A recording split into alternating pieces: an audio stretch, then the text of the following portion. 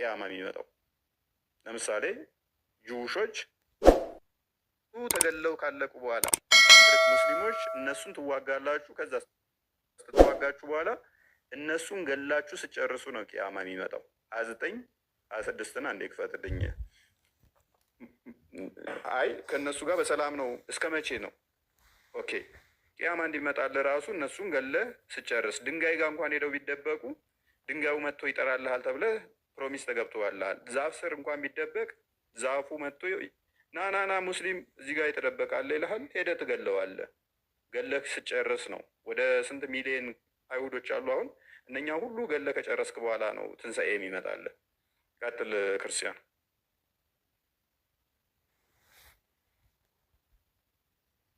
ሚዩት ነህ። ቡሃሪ 29:26 ነው ቻፕተሩ ራሱ የሚለው ፋይቲንግ አጌንስት ዘ ጁስ ነው የሚለው አይሁዶችን መዋጋት ይልና አቡ ሁረይራ የነብዩ ሶሃባ እንደተረከው አላህስ ሜሴንጀር ሰይድ ያላ መልእክተኛ እንደዚህ አሉ። the hour will not be established until you fight with the Jews and the stone behind which a Jew will be hiding will say oh Muslim there is a Jew hiding behind me so kill him። የቂያማ ቀን አትመጣም አይሁዶችን ገድላችሁ ሳትጨርሱ ድንጋይ እንኳን አይሁዱ ተደብቆበት ና ሙስሊም እኔ ጋር አይሁዳዊ ተደብቋል ና ግደለው እስከሚል ድረስ የቂያማ ቀን አትቆምም ይላል። ስንት ሚሊዮን አይሁዳውያን ተገለው ነው የቂያማ ቀን የምትመጣው የምትቆመው? ያ ትንሽ ኮድም አለ። ክርስቲያኖች ደግሞ መስቀል አለ። መስቀሉን ይሰብራል ይላል። መስቀል ያቆድ ነው። ትሰጡኛላችሁ? እሺ ቀጥል። ከመነሻው ልጀምርና ነቢይ መሐመድ ሰለላሁ ዐለይሂ ወሰለም ወደዚች ምድር መልእክተኛ ተደርገው ሲላኩ ያው አንድ ሰው ሲንግል ሰው ነበሩ።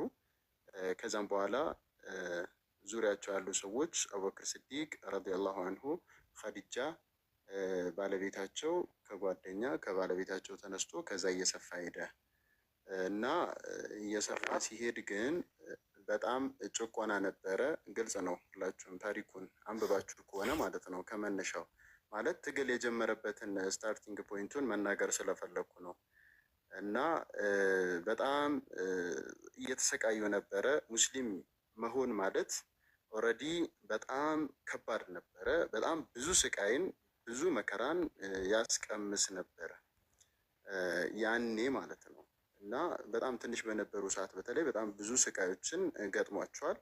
እንደዛም ሆኖ ደግሞ እየበዙ መጥተው ትልልቅ ሰዎች የሚባሉት ጦረኛ የሚባሉት እነ ዑመር ረዲየላሁ አንሁ እንደዚሁም ደግሞ ሐምዛ በሰለሙ ሰዓት እንጋደላቸው ብለው ሲጠይቁ ስቃዩ ሲበረታ ማለት ነው መገዳደል ወይም ራስን ለማስከበር መከላከል እንኳን ተከልክለው ነበረ።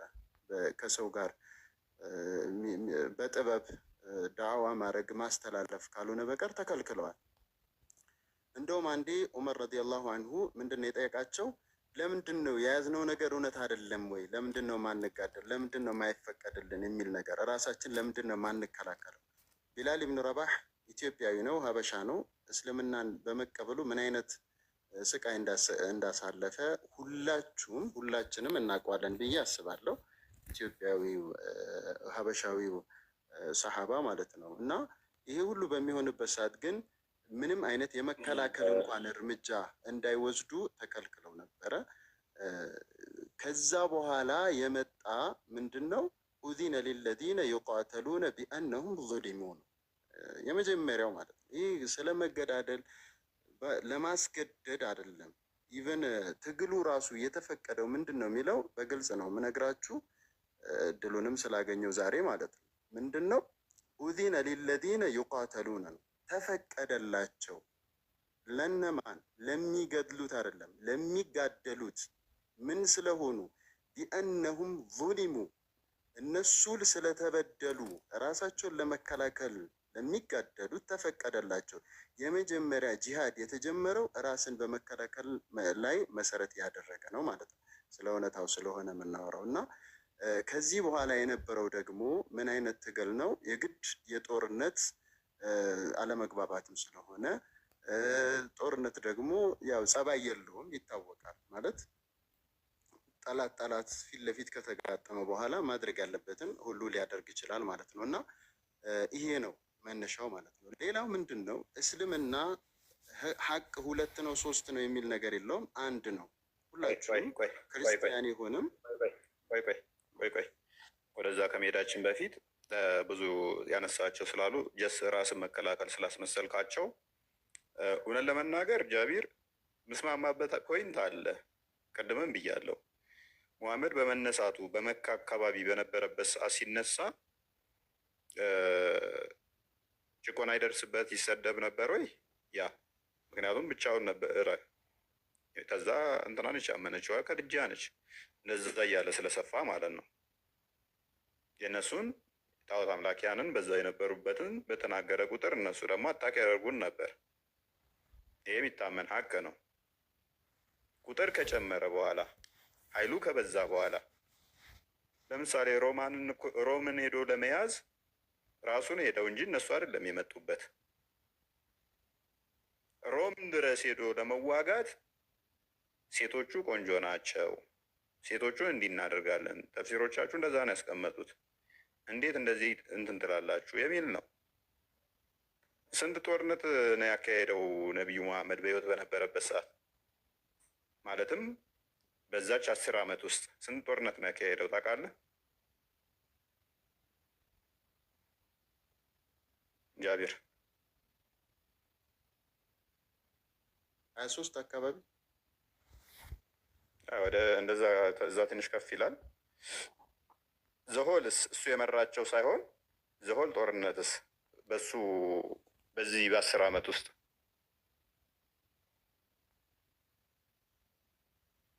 አላውቅም። ከ80 እስከ 100 ነው የሚገመተው። ከ80 እስከ 100 ጦርነቶች ተካሂደዋል በ10 ዓመታት ውስጥ ማለት ነው። እንግዲህ ምን አይነት ሰላም ካለው ጦርነቶቹ እንግዲህ የት ሀገር ድረስ ማለት ነው ሮም እየሄደ ውሺዝ እነኚህ ከ80 ምናምን በላይ እስከ 100 የተባለው እንዴት ነው? ጦርነቱን እሱ ያልመራቸው ማለት ነው። እሱ ያልመራቸው ሰሃባዎቹ የመሩት ማለት ነው። ግን በአጭሩ ማለት ነው አንዴ ታፎይ ማለት እስልምና አንዴ ቆይ እሱ የመራቸው ነው 20 ምናምኖቹ እሱ የመራቸው ቀጥታ ከፊት ሆኖ የመራቸው፣ እነኛን ደግሞ እሱ ከኋላ ሆኖ ሰሃባዎቹ እንዲመሩ ያደረገበት ወደ 100 በ10 ዓመታት ውስጥ የጦርነቱ መንስኤዎችን ስታዩ ሮምን ሄዶ ለመያዝ ለምሳሌ ሴቶቻችሁ ቆንጆ ናቸው እና ሴቶቻቸውን እንደዚህ እንማርክ የሚል በማጓጓያ ነው ሄዶ የወጓቸው ማለት ነው። አይደለም ይኸውልህ፣ በማስረጃ እየጠቀስን ቢሆን አይሻልም? እፎይ ማስረጃ እየጠቀስን ማለት በቁርአን ነው የጀመርነው አይደለ? የቁርአን አንቀጽ እዚህ ጋር እንዲቀድም እንደጀመር ነው ማለት ነው። አሁን ክርስቲያንም እንዳቀረበልን ያቀረበልን ነገር አለ መነሻ የሚሆን ማለት ነው። ይሄ በዚህ እንዲሆነ እስልምና የተስፋፋው በሰይፍ ነው የሚል አንድ ርዕስ መያዝ ካለበት እዛ ላይ መነጋገር ነው። ወደ ኢንዶኔዥያ የትኛው ወደ ማሌዥያ የትኛው ጦር ስለዘመተ ነው ይሄ ሁሉ በቢሊየን የሚቆጠር ተስፋፋ ብለን ብንል እኮ እዚሁ ጋር እናገኘዋለን እኮ መልሱን። እዛ ከሆነ ማለት ነው ጦርነቶቹን እንውሰድ፣ የሞተውን የተገደለውንም መውሰድ እንችላለን። በዛ ፖይንቱ ላይ ብናወራ የተሻለ ይመስለኛል። በቃ እሺ ነብይህ ሰዎች ሁሉ ላኢላሀ ኢለላህ እንዲሉ በሱም ነብይነት እንዲያምኑ እንዲጋደላቸው ታዟል አልታዘዘም?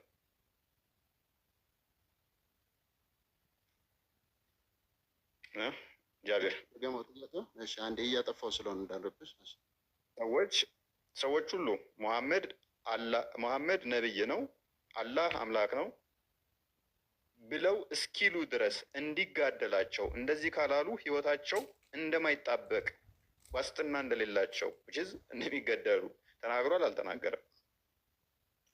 ተናግሯል። የተናገረው ግን ፎር ዳት ስፔሲፊክ ሞመንት ነው። ተግባባናል። ጦርነቱ ከተነሳ በኋላ እዛ ጦርነት ላይ የሚሳተፉት ከሱ ሳይድ ሆነው ያው ሚና መለየት ስላለበት ወይ መረጃ ሊከፈትና በመረጃ ሙስሊም አንድን ኤን ክፈትልኝ ክርስቲያን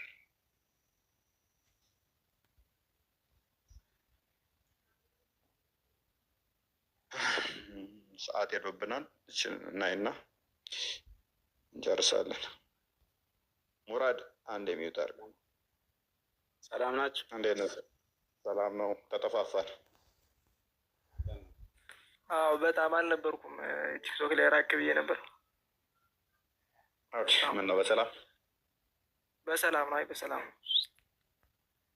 መልካም። እሺ እመለሳለሁ። እኛ ሙራድ አንተ ጋር በኋላ ሎክ ቻፕተሩ ገና ሲጀምር ምንድን ነው የሚለው? ኦኬ ክርስቲያን ትቀጥላለህ ወይንስ ቀጥል? ዘ ኮማንድ ቱ ፋይት ዘ ፒፕል አንቲል ዘይ ሴይ ላ ኢላ ኢለላህ ሙሐመድ ረሱሉላህ and establish salat and pay the zakat and believe in everything that the prophet sallallahu alaihi wasallam ምናምን ነገር brought.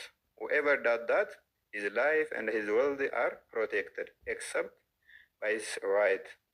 ከላይ ጀምሮ የሚለው ምንድን ነው? እሱ ነቢዩ ምን ተብሏል ነው? ታዝዣለሁ። ምን? ሰዎች ሁሉ ላኢላሃ ኢለላህ ሙሐመድ ረሱሉላህ እንዲሉ፣ ሰላት እንዲሰግዱ፣ ዘካ እንዲከፍሉ፣ ማንኛውንም ነገር ነቢዩ ያመጣውን እንዲያምኑ። ለምሳሌ እኔ ሰላት አልሰግድም፣ ስለዚህ ነቢዩ ይዋጋኛል። ዘካት አልሰጥም፣ ነቢዩ ይዋጋኛል። ታዟል። ማንኛውም ነገር ነቢዩ ባመጣው እስኪያምኑ ድረስ እንድዋጋቸው ታዝዣለሁ። ቀጥል። ከዛስ whoever does that his life and his wealth are protected. ይሄንን የሚያደርግ which is ዘካ የሚሰጥ ሰላት የሚሰግድ እና ነቢዩ ባመጣው አስተምሮ የሚያምን ንብረቱ ይጠበቃል፣ ህይወቱ ይጠበቃል። በተቃራኒውስ ህይወቱ አይጠበቅም፣ ላይፉ አይጠበቅም ማለት ነው። እኔ ጋር ብዙም አይታየኝም። ክርስቲያን ቀጥል። ወይንም እሺ ቅድም ያልካቸው ነገሮች አሉና ምናልባት ያለ መረጃ ያወራ እንዳይመስል እነሱ እናሳይና እንቀጥላለን ማለት ነው። እንግዲህ ሙሐመድ እዛ አካባቢ ያሉ ቦታዎችን ወይም ደግሞ ሀገሮችን እንዴት ነው የወረረው ወይም ደግሞ እንዴት ነው የተቆጣጠራቸው የሚለውን ራሱ ይሄ የንስሐ ምዕራፍ የሚለው 123ኛው አንቀጽ በግልጽ ያስቀምጠዋል። ምን ይላል? እናንተ ያመናችሁ ሆይ እነዚያ በአቅራቢያችሁ ያሉትን ከሃዲዎች ተዋጉ፣ ከእናንተም ብርታት ያገኙ አላህንም ከሚጠነቀቁ ጋራ መሆኑን እወቁ ይላል። ምን አለ? በአቅራቢያዎቻችሁ ያሉትን ተዋጉ። እነዚህ በአቅራቢያዎቻቸው ያሉ ተዋጊዎች እነማን ናቸው የሚለውን ደግሞ የእስልምና ትልቁ ሊቅ ወይም ደግሞ ስኮላር ኢብኑ ከሲር ምን ብሎ ይነግረናል? the order of jihad against the disbeliever the closest then the farthest area. እንዲዋጋ ጂሃድ እንዲፈጽም የታዘዘው አስቀድሞ በቅርብ ርቀት ላይ ያሉትን ሙሽሪኮች፣ ከዛ ደግሞ እነሱን ከጨረሱ በኋላ ፈርዘስት ቦታ ላይ ሄደው እንዲዋጉ ታዟል። እነማ? እነ ሮም ማለት ነው። ምን ይላል? አላህ ኮማንድድ the believer to fight the disbeliever the closest in area to the Islamic state. በእስላማዊ ሀገር አካባቢ ያሉትን መጀመሪያ የቅርቦቹን ከዛ በኋላ ደግሞ የርቆችን እንዲዋጋ የታዘዘበትን አንቀጽ ነው። This is why the messenger of Allah started fighting the idolaters in the Arabian Peninsula. በዚህም የቁርአን አንቀጽ መሰረት ነው ሙሐመድ ያላ መልእክተኛ በአረቢያ ፔንሱላ በአረብ ሰላጤ ሀገራት አካባቢ ያሉትን ጣዖት አምላኪያን መዋጋት የጀመረው ይላል። when he finished with them እነሱን ሲጨርስ ተዋግቶ ይላል። and Allah gave him control over አላህ እነዚህ እንዲቆጣጠር እነዚህን ሀገሮች እንዲቆጣጠር ረዳው። እነማንን? መካ፣ አልመዲና፣ አልጣይፍ፣ የመን፣ ያማማህ፣ ሀጅር፣ ካይባር፣ ሀድራማውት and other Arab provinces and various Arab tribes entered Islam in large crowd. እነዚህን ሁላ ተዋግቶ ከተቆጣጠረ በኋላ ብዙዎቹ ወደ እስልምና ተቀላቀሉ። በምን? በሰይፍ። ከዛ በኋላ ምን ይላል? he then started fighting the people of the scriptures. ከዚህ በኋላ ነበር የመጽሐፉ ሰዎችን መዋጋት የጀመረው። he began preparation to fight the Roman who were the closest in area to Arabian Peninsula. ሮማውያኖችን ለመዋጋት ጦሩን አዘጋጀ። ለአረቢያ ፔንሱላ ወይም ለአረብ ሰላጤ ሀገራት ቅርብ ስለነበሩ ብሎ ይናገራል። አይተዋል። እነዚህን ደግሞ ምን እያለ ነበር የሚጠራቸው? ወይም ደግሞ ሰሃቦቹ እንዴት እንዲሄዱለት ነበረ ጦረኞቹ እንዴት እንዲዋጉለት ነበር የሚለውን ደግሞ የትልቁ የኢስላም ሊቅ አልጠበሪ ምን ብሎ ይናገራል? እንዴት ነበር የሚላቸው? ሜሴንጀር ኦፍ አላህ ሜይ አላህ ብለስ ሂም ኤንድ ጊቭ ሂም ፒስ፣ የባላህ መልእክተኛ ላይ ሰላም በሳችሁንና ይላል። ኢንቬድ ታቡክ ኤንድ ዩ ዊል ካፕቸር ዘ ዳውተር ኦፍ ዘ የሎ ዋንስ ኤንድ ዘ ውሜን ኦፍ ዘ ሮማንስ። እንሂድና ታቡክን እንውረራት። ለምን? ልጆቻቸውን እነዛ ቢጫ የሆኑ ልጆቻቸውን እና ሴቶቻቸውን እንድናገኝ ምን እንድናረጋቸው እዚህ ጋር ይነግረናል። ዊ ዊል ራይድ ዘ የሎ ፒፕል ኤንድ ቴክ ፍሮም ዘ ኮንኮባይንስ ኤንድ ስሌቭ፣ እነሱን ተዋግተን ውሽሞችንና ባሪያዎችን ማርከን እንምጣ እያለ የአላህ መልእክተኛ ይናገር ነበር። ዚሲሲት ይህን ቅድም ፎይስ ትለው ስለነበር ምናልባት ያለ መረጃን ያወራ እንዳይመስል ብዬ ነው። ቀጥሉ። በጣም እናመሰግናለን ክርስቲያን። አልዋሊድም ይህንኑ ይደግመዋል። ለዛ ነው ሱራ 4:3 ላይ በእጆቻችሁ የያዛችሁት የሚለው 4:4 2:2 3 ወይንም አንድ ብቻ ወይም በእጆቻችሁ ያዛችሁት። በእጆቻችሁ የሚባሉት ባሪያዎች ናቸው። 23:6 ላይ 70:30 ላይ የሚገኘው ማለት ነው። ሚስቶቻችሁ እና በእጆቻችሁ የያዛችኋቸው ሲቀሩ የሚባሉ በእጆቻችሁ የያዛችኋቸው የሚባሉት በጦርነት ሄደው ይዋጉና ሴቶቹን ስፍር ቁጥር የሌላቸው ለቁቁባይን ወይንም ደግሞ ቁባቶች ነው የሚባሉት ዝም ብለው እንደ ባር እንደዛም አይደሉም። ዝም ብለው ነው ባሪያ ናቸው። ግን ለወንዱ ተፈቅዶለታል ቁጥር ስፍር የሌላቸው ባሪያዎችን መገናኘት ማለት ነው። እና እንደዛ ነው። ኔስ ሙራድ እንኳን ደህና መጣ። ጃቢር ሰዓት ትንሽ ስለሄደብን አይ ቲንክ ዛሬ ይብቃን ይመስለኛል። ጥሩ ጠቀል የሆነ ነገር አንድ ልበልና ቀደምም ካነበባችሁት ያው በማስረጃ ስላልኩኝ ነው። ያው የቁርአኑ አንቀጽና ሀዲሱም የመጣው ከዛ ደግሞ የኢብኑ ከሲርም ትንታኔ ቀጥሎ የመጣው ማለት ነው። እና አውዶቹን መታየት አለባቸው ነው ያልኩት። ምክንያቱም አሁን ከአጠገብ ካለው ጀምርና ከዛ በኋላ የሩቁን የሮም ፐርሺያ ምናምን የነበረውን ጦርነት ነው የሚያጠቃልለው የሚጠቅሰው ማለት ነው። እና ምንድን ነው ቅድም እንዳልኩት መነሻ ላይ ጭቆና ስለነበረ ጭቆና ደግሞ በርትቶ ወደ ጦርነት ሲገባ ሁለት ጎራ ነው የሚኖረው፣ የዚህ ወገንና የወገንና የጠላት ማለት ነው። ወገን የሚሆነው የሃይማኖት ጦርነት ስለሆነ ሙስሊም የሆነና ዘካ የሚሰጥ ሰላት የሚሰግድ ነው። ጠላት የሚሆነው ደግሞ በዚህ ጉዳይ ላይ ያላመነ ያልተቀበለ ነው የሚሆነው። እነዚህ አውዶች በሙሉ የዚህ ክስተት ዘገባዎች፣ የዚህ ክስተት ትዕዛዛት እና ደግሞ አፈጻጸሞች ዝርዝር ሁኔታዎች ናቸው በጥቅሉ ማለት ነው መታየት አለበት። ለእውቀት ከሆነ ማለት ነው፣ ለሌላ ይሄ ፐርሰናል ከሆነ ነገር ምናምን መሆን የለበትም። ለእውቀት ከሆነ በዚህ ክስተት ላይ የተመሰረቱ ናቸው። ከዛ በኋላ ቀጠለ ወይ ዛሬ ላይስ እንዴት ነው እየኖሩ ያሉት ሙስሊሞች የሚለውንም ማየት ያስፈልጋል። ዑመር እንዴት ነበር ሲመራ የነበረው? አቡበክር ስዲቅ እንዴት ነበር ኸሊፋዎች ሲመሩ የነበረው? ታሪኩን ከቁርአኑ ከሀዲሱ አያይዘን መታየት አለባቸው የሚለውን ነገር ለማንሳት ፈልጌ ነው። ሌላ ደግሞ ከምርኮኛ ጋር በተያያዘ ደግሞ ምርኮኛ እንዴት ነበር የሚያዘው?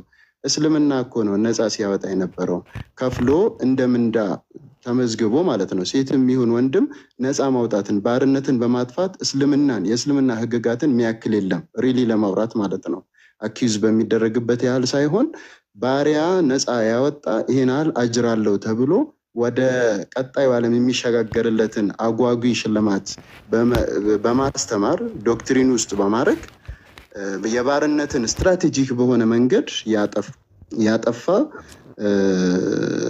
ሃይማኖት ነው ማለት ነው። እና ከዛ አንጻርም መታየት አለበት የሚለውን ነገር ማንሳት ፈልጌ ነው። ወይ ኦኬ፣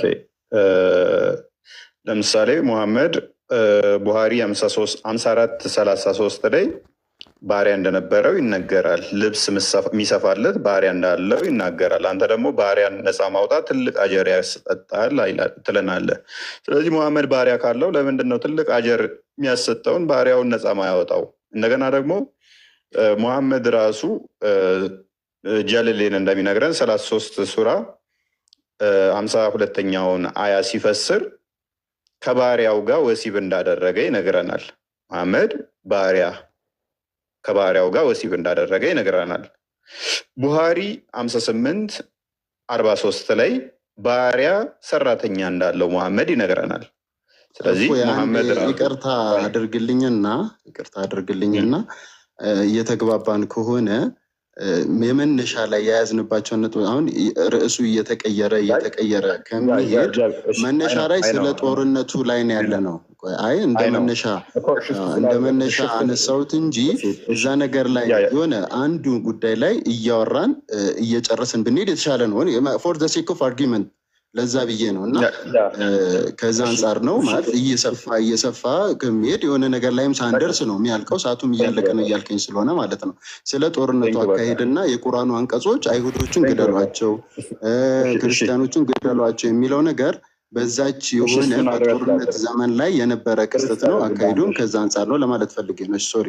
እሺ፣ እሱን አንድ አድረስ ላድርግሽ። በቃ በነገራችን ላይ ሴሪያ እነ ሶሪያ እነ ሮም እንዴት ነው የሰለሙት የሚለውን እኔ ጃቢር የቤት ስራ ልስጥ አንብበውና ና ማለት እንዴት ሰለሙ የሚለውን ሜይ ቢ እነሱን ቼክ አድርጋቸውና ና እንትናን ታውቀዋለህ ብዬ አስባለሁ። ሼክ መኔክንም ያቸው የእሳቸውን ንግግር ቱርክ እንዴት ነው የሰለመችው የሚለውን ሰፊ ማብራሪያ የሰጠበት አለ። ማኔክ ነው የሚባለው ቀዩ ቆንጅዬው ሰውዬ ማለት ነው። ኢትዮጵያ መጥቶ ነበር። አይ ቲንክ ስለ ኢትዮጵያ ሲያወራ ስለሰማሁት ነው። ቀይ ቆንጅዬ ማነው ስሙ? ክርስቲያን ሼክ ማኔክ እንደዛ ነገር። ሙራድ ታውቀዋለህ? ሙፍቲ መንክ ነው እንደዛ ያብራራበት አለ። በጦርነት ነው ምንም አናፍርበትም። በቃ አትሊስት አሁን እነኛ ሀገራቶች ሙስሊም ናቸው፣ ስለዚህ ገነት ይገባሉ። ዚምባብዌ ነው ሙፍቲ ሜንክ ነው። ሙፍቲ ሜንክ አውስትራሊያዊ አውስትራሊያዊ ይመስለኛል። አፍሪካዊ ነው። አፍሪካዊ እንደሆነ አውቃለሁ። የት እንደሆነ አላውቅም። አፍሪካዊ ነው ግን እና እሱን በደንብ ያብራራበታል። እና ኤርስ ግን አንተ ቼክ አድርጋቸው እናና ሱራ 9:29 ደግሞ ተፍሲር ብን ከሲርን ያው እንዲሁም ደግሞ ዘ ፓክት ኦፍ ኡመርን ፒዲኤፍ አለ። ፓክት ኦፍ ኡመር በልና ቼክ አድርገው ኡመር ምን አይነት ሰው ነው የሚለውን እዛው ላይ ታገኘዋለህ። ከዛ ደግሞ ሰሃባዎቹ እንዴት ተገዳደሉ የሚሉ ታሪኮችን እያቸው። በተረፈ እኛ ጋር ምንድነው የእኛን ለማጥራት ያህል በመጽሐፍ ቅዱስ ዘዳግም ምዕራፍ 24 ቁጥር 7 ላይ ማንኛውም ሰው ባሪያ ሊይዝ ወይም ሊሸጥ እንደዚህ አልተፈቀደለትም፣ ወንጀልም ከባድ ቅጣትም ያስገኘው ነው። ባርነት የተከለከለ ነው። በእኛ ባርነት እንደዚህ እንትን ልትል አልተቻለም፣ አይፈቀድልህም ማለት ነው። ነፃ ማውጣት እንጂ እንትን ማለት አይቻልም። ከሚስት ጋር አብሮ እንትን ማለት ነፃ እንደዛ ባርነት እንትን ማለት አይቻልም። ኤንዌስ በአዲስ ኪዳንም በክርስቶስ ሁላችን ሰው ነንና ሁላችን እኩል ነንና ጳውሎስ እንደሚነግረን ገላትያ ምዕራፍ 3 ቁጥር 28 ላይ ባሪያ የለም፣ ጨዋ የለም፣ ሴት የለም፣ ወንድ የለም፣ ሁላችን በክርስቶስ አንድ ሰው ነን ይለዋል። ሁላችን ምንድነን? አንድ ሰው ነን ይለናል ማለት ነው። ይህን ይመስላል። ሜቢ ከባርነት ጋር ብዙ ማለት አልፈለኩም። ብዙ ምላቸው ነገሮች ነበሩ። ሙራድን ላስተናግደው። ሙራድ የረጅም ጊዜ ወዳጄ ሙራድ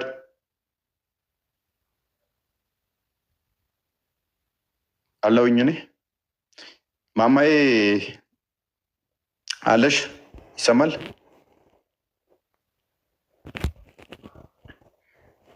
የለውም እንዴ? ክርስቲያን አለው? አለ። ሁለቱም ዝም ብለው ነው። ሙራድ ማይከፍተ ነበር። ቀጥሎ ማማዬ ይሰማል? ሙራድ ወንድም መጣብኝ፣ እፈነክታለሁ። ዝም አልሽን፣ ዘጋሽን። ኦኬ ሙራድ ምትለዋል? መጨረሻ ላይ የሆነ ቪዲዮ አሳያቸዋለሁ። እሺ ሙራድ ሰላማችሁ ፎይ እንዴት ነው? ምለው ነገር አለኝ። ያው ማማይ የሰራችሁ 3ኛ ቪዲዮ አለ፣ ገብታችሁ እዩትና እና ማማይ አጥፊው አንድ ክርስቲያን ኮንሽ የሰራችሁ ቪዲዮ ታውቂዋለሽ። እዩትና ፍረዱ። ወደ እኔ ቶፒኩን እኔ ላይ አድርገውና እሺ አንተ ላይ ማረጓለሁ ፎየው ግን እሷም ደግሞ እንደዚህ ስለ ልዩነቱን ባታሰፉት ጥሩ ነው ብዬ ነው። አሁን ያለንበት ሁኔታ ጥሩ አይደለም እየተወራ ያለው ነገር። እሺ እፎይ ያው ብዙ ጊዜ ስለተወያየን ከአንተ ጋር ይዋሻል፣ ይቀጥፋል፣ መጽሐፋችን ላይ የሌለ ነው የሚያወራው የምትላቸው ወይንም ደግሞ እያጠለሸብን የሌለ ነው የምትላቸው ይኖራሉ?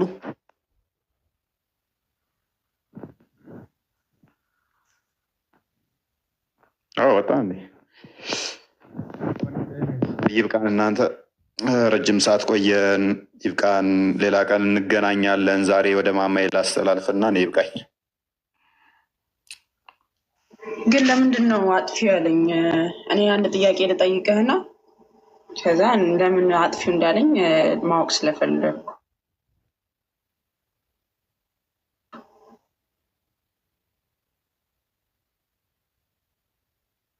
ወጥቷል ልጁ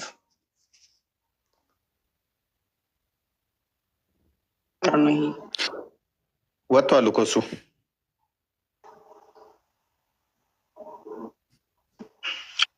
ወይ ክርስቲያን ወይ እፎይ ይመልሱልኝ። አንድ ትልቅ ሴት ጡቷን ለሌላ ሴት ካስጠባች ምንድን ነው የምትባለው? ማወጣ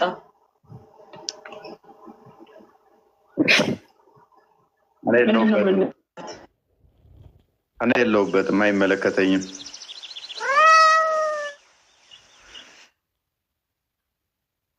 ሙራድ ሲመጣ በውስጥ ጨርሱ ከሙራድ ጋር። እኔ የለሁበትም። ሙራድ ባይዜ በጣም ጥሩ ልጅ ነው። ሙራድ በጣም ጥሩ፣ ብዙ ጊዜ ተወያይተናል።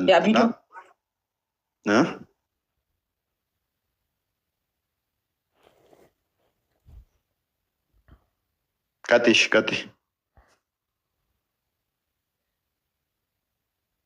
እሺ የሆነ ቪዲዮ ላሰማችሁ አሁን አንዴ።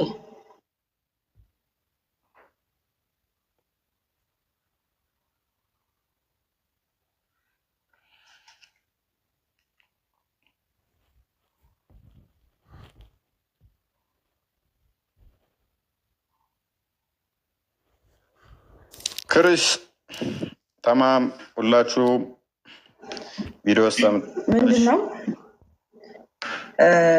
እቺ እህታችን እንግዲህ ያጋፈጠችው ይህን ኡስታዝ ነው። ይህንን ልጅ ይታሰር ከምትሉ ለምንድን ነው ውይይት ማትቀርቡት እያለቻቸው ነው። እና ያቀረበችው ኡስታዝ ደግሞ በቀደም 18,000 ህዝብ ሲጠብቀው የነበረ የምጽአትን ቀን እንኳን እንደዛ አልጠበቅንም። ይሄንን ወገናችን የጠበቅንበትን እንትን የጌታን መምጫ ቀን እንኳን እንደዚህ ትጉ ሆነን አልጠበቅንም። እና እነዚህን ኡስታዞች አስቀመጠችና በቃ ይህንን ልጅ ይከሰስ ከምትሉ ለምንድነው የማትቀርበው? ለምንድነው ውይይት ላይ የማትቀርቡት? እንትን በሉት ውይይት አድርጉ ምናምን እያለቻቸው ነው። እና ላስደምጣችሁ። ሲ ሙስሊም ናት ታውቃላችሁ፣ አክስቴን የጠራችሁ የእሱን ፎቶ እየፖስታችሁ ለህግ ይቅረብ እንዲወጣ ነው የምታስቡት።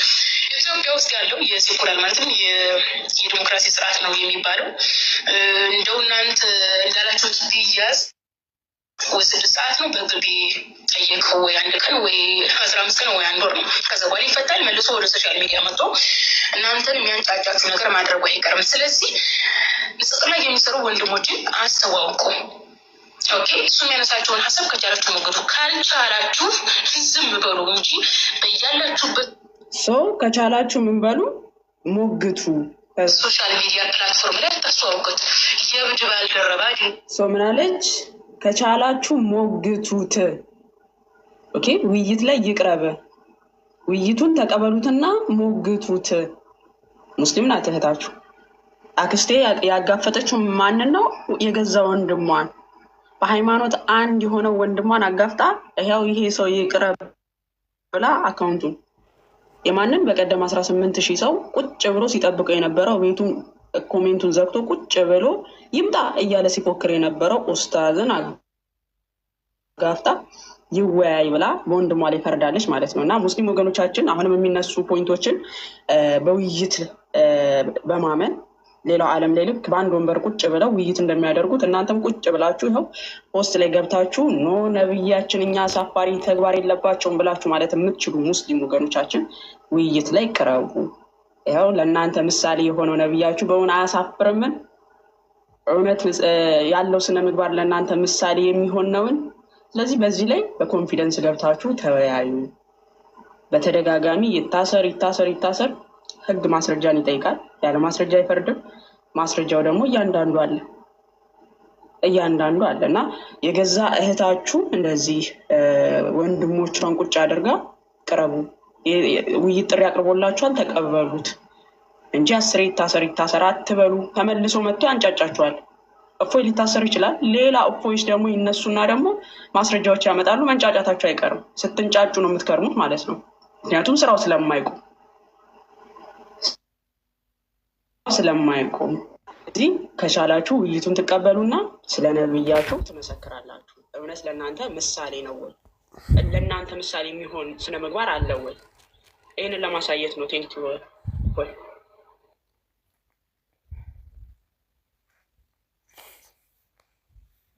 ኦኬ፣ እናመሰግናለን። እናንተ ሰዓቱ በጣም ቀዶታል እኮ ኢየሱስ። ደክሞ የነበረ ሳላስበው ረጅም ሰዓት ቆየውኝ። አሁን በቃህም ረፍት አርግ።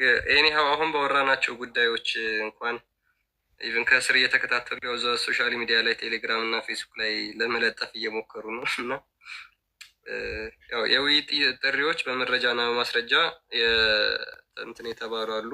እፎ እየጠራችሁ አሉ። እነዛን ተቀብላችሁ እንድትወያዩ ነው አላማው። ስለዚህ እንደዚህ ከስር ቁጭ ብሎ ተምሮ አሁን ከ10 ደቂቃ በፊት ነው የለቀቁት ባወራንባቸው ርዕሶች ማለት ነው። ስለዚህ ገብታችሁ ሀሳብ የምትሰጡ ከሆነ የምትሞግቱ ከሆነ እንደዛ ብታደርጉ ይሻላል ለማለት እንወዳለን። ሙስሊም እህት ወንድሞች እናመሰግናለን። እስኪ ስህተት ቢያገኙብንና ይሄን ተሳስተሃል ቢሉን ደስ ይለን ነበረ። ስህተት አያገኙብንም። መቼም ስህተት አያገኙብንም። እኛ ክርስቲያኖች ያለ መረጃ አናወራም። እኛ ክርስቲያኖች ውሸት አናወራም። እኛ ክርስቲያኖች ያነበብነውን ብቻ ነው የምናወራው እና እንዳልኳችሁ ኦልሞስት ወደ 57 ቪዲዮ አለ የነሱ ከታላቅ እስከ ትንሽ ተራ ከሚሉት ቲክቶክ ላይ ከሚሰሩ ንጽጽር ከሚሰሩ እስከ አቡ አይደር ድረስ የስድብ ቪዲዮዎቻቸው አሉን። ስለዚህ እና እንደዛ ነው። እጅግ ዘግናኝ ስድቦች ማለት ነው። እንደዛ አይነት ውስጣዞችን እየተከተሉ ነው እኛን ሊወቅሱን የሞከሩት። ይመቻቸው ብቻ። ለማንኛውም አሁን ትወርዳላችሁ አወርዱም ከቤቴ ማማ ይወጣ ይለቃል። ትወርዳለህ አወርዱም ክርስቲያን ተማም ጃቢር የነገ ሰው ይበለን።